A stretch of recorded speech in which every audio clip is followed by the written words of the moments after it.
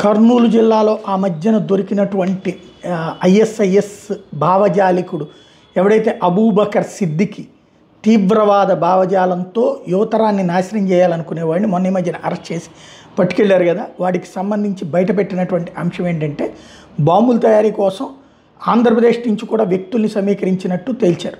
NIA దర్యాప్తులో బయటపడింది. BJP అగ్రనేత ఎల్కే అద్వానీ హత్య కుట్రతో సహా తమిళనాడులోని పలు ఉగ్రవాద కార్యకలాపాలకు సూత్రధారైన వీడు అన్నమయ్య జిల్లా రాయచోట్లో తమిళనాడుకు చెందినటువంటి యాంటీ టెర్రరిజం స్క్వాడ్ పోలీసులు సెప్టెంబర్లో అరెస్ట్ చేయడం, చెన్నై శివారు పుళల్ జైల్లో ఉన్న నిందితుడిని ఎన్ఐఏ 7 రోజుల పాటు కస్టడీకి తీసుకుని విచారించింది. ఆ టైంలో నిందితుడిని విశాఖ తీసుకెళ్లి విచారించారట. కోవైలో వరుస బాంబు పేలుళ్ల ఘటన తర్వాత వీడు విదేశాలకు వెళ్ళి ఉగ్రవాద కార్యకలాపాల కోసం నిధులు సమీకరించాడట.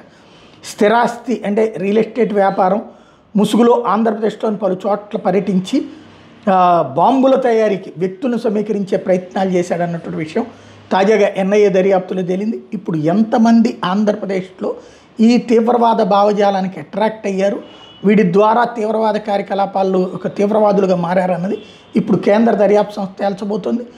మనోళ్ళు వదిలేసినా వాళ్ళు వదిలేయరు.